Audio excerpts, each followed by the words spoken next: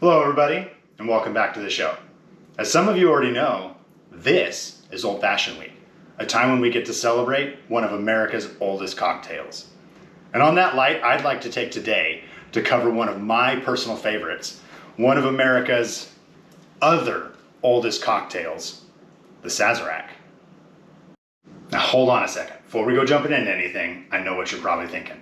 Sazerac is already a cocktail of its own. Why are we talking about that on Old Fashioned Week?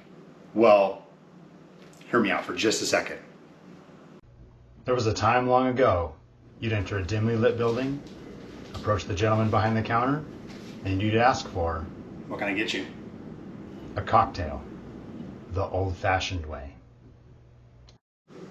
So when you said to this dapper and admittedly handsome gentleman, "the old-fashioned way," that meant something very specific. That meant the original way.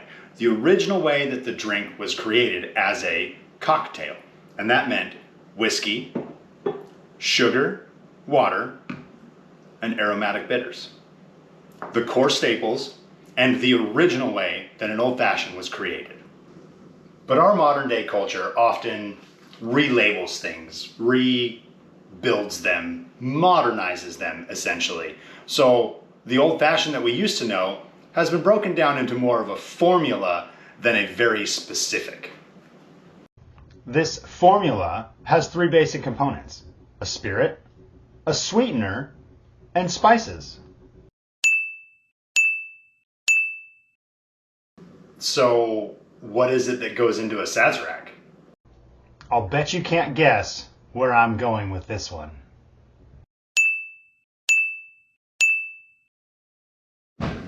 For the sake of argument though, let's just call the Sazerac a cousin of the Old Fashioned. What do I know? I just work here. So what does it take to make this delicious morsel come to life? Grab your serving glass and your mixing glass and go put your serving glass in the freezer right now.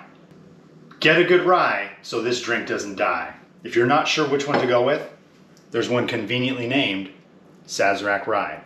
Works pretty well in this drink. Simple syrup, just sugar, water.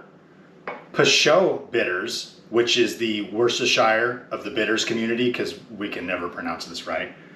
And absinthe. I'm using a vermouth sprayer to apply my absinthe. You can wash it in the glass.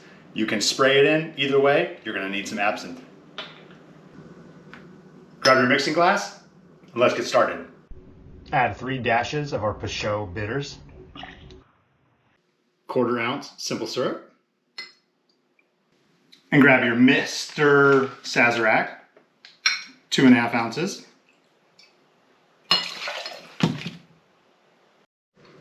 All in your mixing glass, generous helping of ice. Don't be stingy on the ice. This drink is served up, so your dilution and your chill are all controlled by the amount of ice and your stir technique. And give it a stir. We've got a little while here, so now's a good time to engage with your patrons.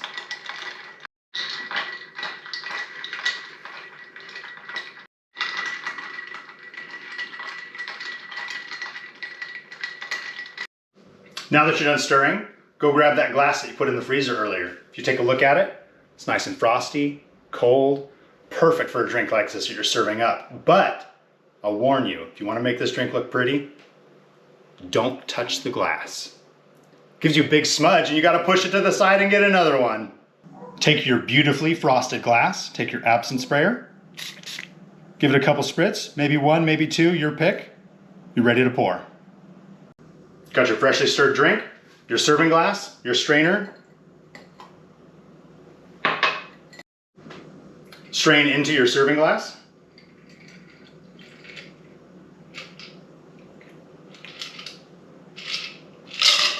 And let's get your garnish ready. I give up. Strain into your serving glass.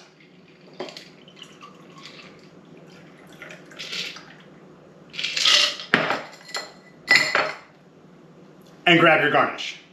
1 lemon and a peeler. Get a good peel on it.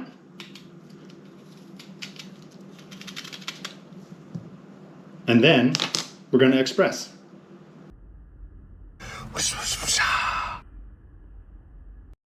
After expression, apply your garnish and enjoy.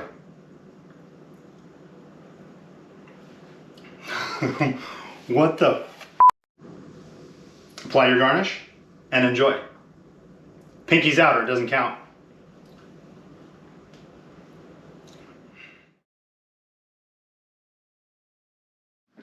As an added bonus for anybody who wants to know, this is what it sounds like when you push a camera across the countertop.